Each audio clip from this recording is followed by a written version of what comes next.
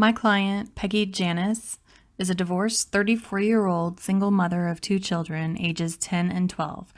Peggy is employed full-time, earning $28,000 annually with no other sources of income. Her ex-husband is disabled and does not pay alimony or child support. She has a negative net worth with minimal assets and maximal debts, and is self-confessed shopaholic. She doesn't have a car loan, but she puts nothing away for savings and doesn't have a retirement account. She lives day to day and paycheck to paycheck without concern for saving for the future. She has aspirations of owning her own home, obtaining a high-paying job, and developing a realistic budget to manage her income and help her feel more financially secure. Peggy has many strengths that work in her favor. She's employed full-time in a job that provides health benefits for herself and her children, and she contributes to her employer's mandatory pension plan. She has no car payment and has a low rent payment. She has a 403b retirement savings account and $50,000 in term life insurance.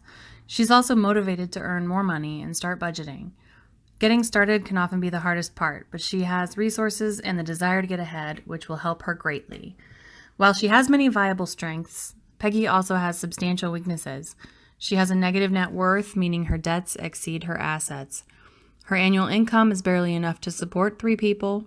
She owes $19,000 on her credit card that charges 19% interest. As a shopaholic, Peggy is spending any extra income rather than putting aside anything for savings. She doesn't have disability or renter's insurance. She has no will and no individual retirement account. In order to assist Peggy in setting her goals, as her financial counselor, I need to have a good understanding of where she is and where she wants to be. I know that she wants to develop a realistic budget, obtain a higher paying job, pay off debt and build savings, feel more financially secure, and own a home. These goals are all attainable. My first step would be building a relationship with Peggy by using motivational interviewing to explore her true attitudes about her finances. Motivational interviewing uses self-reflecting questions to strengthen a client's motivation and commitment to change.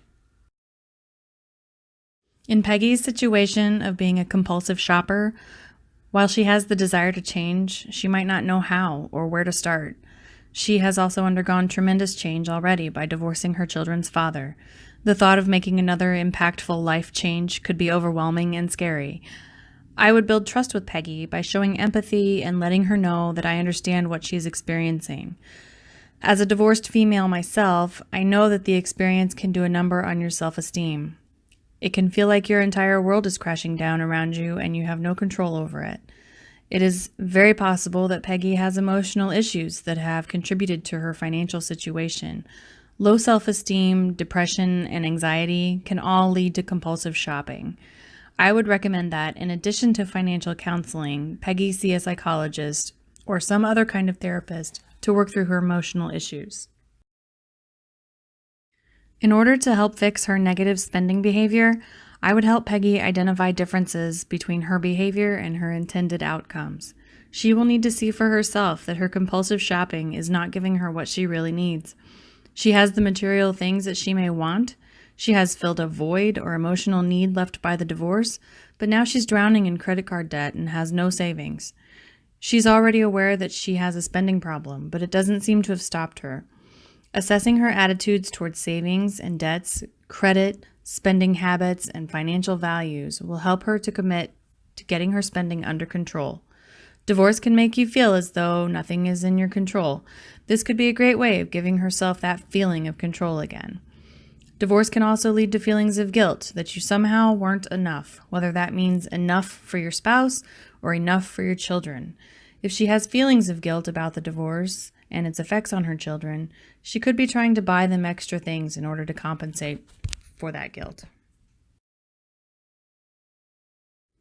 Once we've established Peggy's why for changing her negative spending behavior, I'll help her create a plan that keeps her motivated in the right direction. First, she can do things like unsubscribe from retailer emails, limit her internet time, find other places to visit besides shops, find new hobbies or fun ways to spend time with her children. She could earn some extra income by cleaning out the closets and purging all the material things that they don't need or they don't use anymore.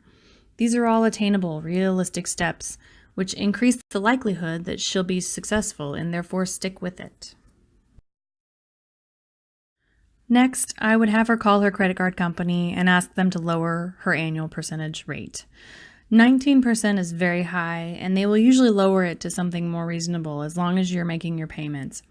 Paying off $19,000 at 19% APR would take her 5 years if she was paying $500 per month and would tack on $10,000 in interest. If they refuse to lower her APR, I would suggest she find a new card with a 0% balance transfer fee. Her transferred balance will carry a 0% interest rate for a certain time period, in which she will be able to make monthly payments to get the balance down. Paying $500 monthly at 0% interest would have the balance paid in 3 years, which is much better than 5. Even if the 0% rate is only good for 12 months, the balance will go down a lot quicker, giving Peggy the positive feedback and momentum she needs to keep working towards her goal of paying off the debt. Next, Peggy needs a budget. I would work with her to calculate her monthly cash flow. Her monthly income is $2,363, and of that amount, she spends $1,800. This includes rent, bills, utilities, and food. That leaves $563 extra that could be used for additional debt payments or to build her savings. She should start using a budgeting app or carrying around a small notebook to track every single penny she spends. Then she would need to look at this and see what expenses she can eliminate or cut back on. I would recommend that she start building her savings immediately. She needs to learn how to pay herself first. As soon as her paycheck is deposited, a set amount should be automatically transferred into a savings account. I would suggest a high-yield savings account. There are several options for online savings accounts, such as Ally, that yield as much as 2.2% interest. This way, her money isn't just sitting in a bank account. It will be accruing more and more interest with each new deposit. Seeing it grow will also provide positive reinforcement and needed motivation. Since one of Peggy's goals is a higher-paying job, I would next advise her to talk with her employer about opportunities to grow within the company. She could also ask for more hours or overtime if it doesn't interfere with her kids' schedule. Demonstrating her skills by going the extra mile in her work could also put her in line for a raise or promotion. She could also start seeking other job opportunities for which she's qualified, making sure that they offer the same health benefits and retirement program. Once Peggy has established a good habit of tracking her spending, budgeting her monthly expenses, and paying herself first, we can begin to look at her bigger goals. An important principle of an effective counseling relationship is having consistent and accurate feedback. When there is this kind of feedback, clients will become increasingly responsible for themselves.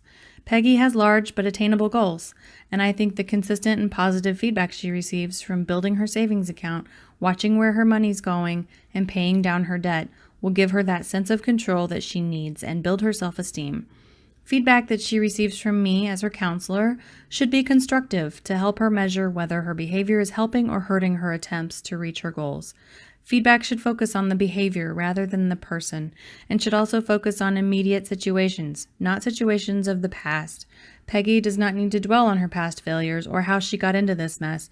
She needs to recognize and own those behaviors, but most importantly, she needs to focus on reinforcing the new behaviors that are going to get her out of this mess and build the future that she wants for herself and her children. After taking these steps to right the ship, Peggy should be in a good place and right on track to reach her larger goals of owning a home and being financially secure. The damage to her finances didn't happen overnight and will take some time to be repaired, but with consistency and a greater confidence in herself, she can definitely reach her goals.